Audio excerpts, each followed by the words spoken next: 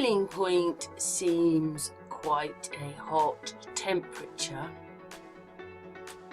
So when you're talking about lava, it is much, much hotter than boiling point.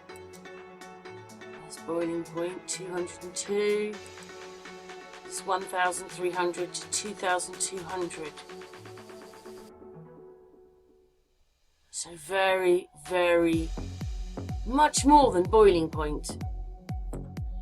So if lava is hotter than water, why isn't this man, that suit that he's wearing would stop the lava? Look what he's got on his feet. He's got a pair of trainers on, and he's actually very close to a very hot piece of lava. Right next to his leg, it's going to be like that bit there. That's all he's got. Obviously the gases is why he's got a mask on, but even that, you'd think he'd have an air mask. I don't know, maybe he's got one underneath, but that suit and the trainers is supposed to protect him from something that's 4 or 5 times the heat of boiling water. 4 or 5 times the heat. I mean, when he puts it in the water, it's reacting, but we know that cold fusion is something that looks even hot, the whole thing, and it isn't. It's not hot at all. Obviously, it reacts to things, does things to things if it touches them, but just look how close he is. If that thing is 5 times higher than boiling point, he wouldn't be able to stand the heat. He wouldn't be able to do that. Just look how close he is. I just don't get it. Does anybody else get it? I mean, I have put a couple of videos out about this. How can he stand that in a pair of trainers? Yeah, they're probably reinforced trainers or something, but come on, trainers!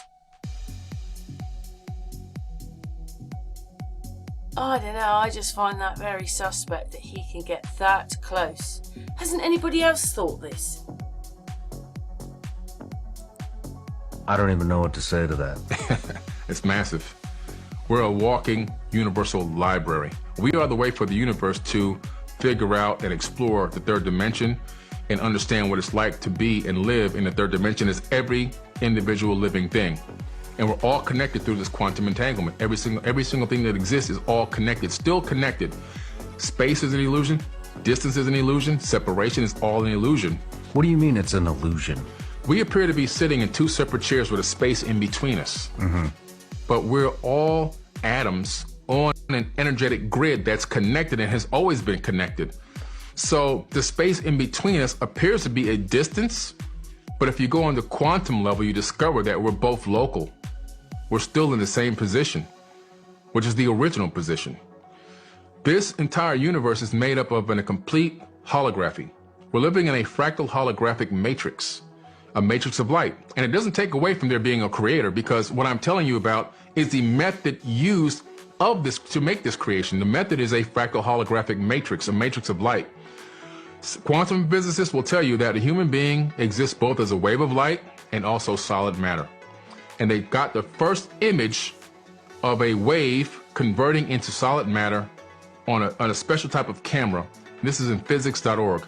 So in wave particle duality, they discovered that everything in the entire universe exists first as waves of light until a conscious observer interacts with it, and then it collapses. This is hard to wrap your mind around, but imagine this. We're sitting here. Your house, it exists as a wave of potentials, not your house. It's a wave of light. Now, the construction technique of the stacking of those atoms that built your house has a specific resonant frequency. So no matter who looks at it, it always collapses into the same exact shape. But if nobody's looking, it's just a wave of potentials. Until you see it, when you bend the corner, it collapses back into a solid structure.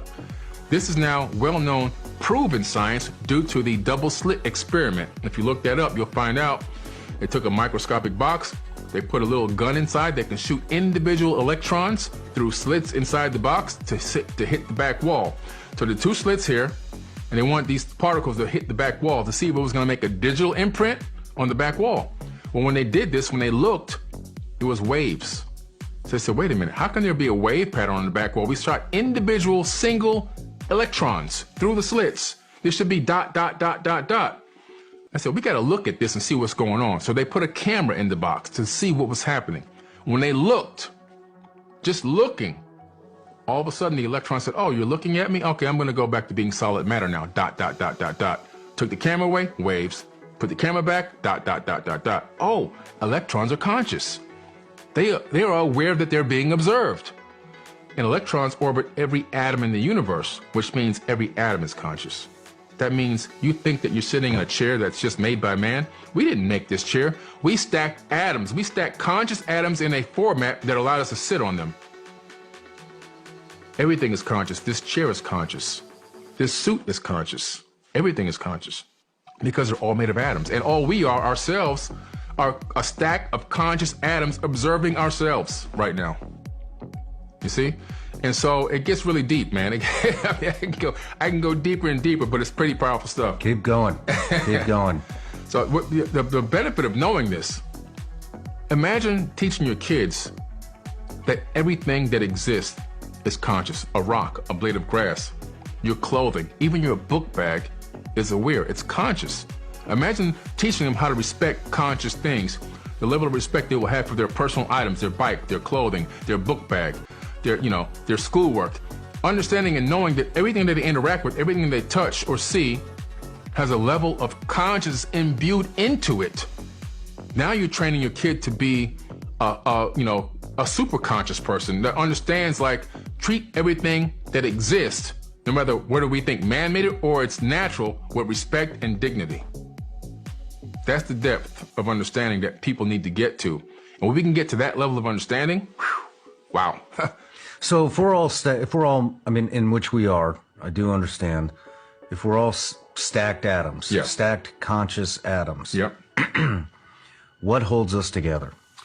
Electromagnetic forces. That's what holds us together.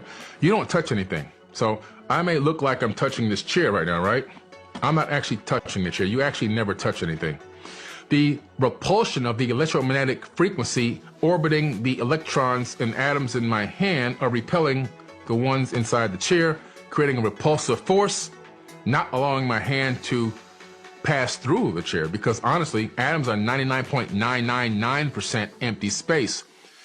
And so what that means is atoms are mostly empty. There's nothing there. The only thing we have is these electromagnetic fields that give us the illusion of separation and solidity.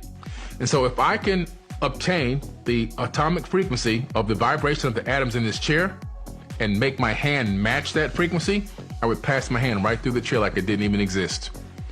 So there's probably people, beings, maybe on other planets or maybe even here now, that have learned this technique. We're gonna match the frequency of this wall and just walk right through. Imagine the military puts on a special suit that can match the frequency of a solid concrete wall and walk right through the wall. It's gonna look like magic. But it's just technology, you see? They understand how to match frequencies.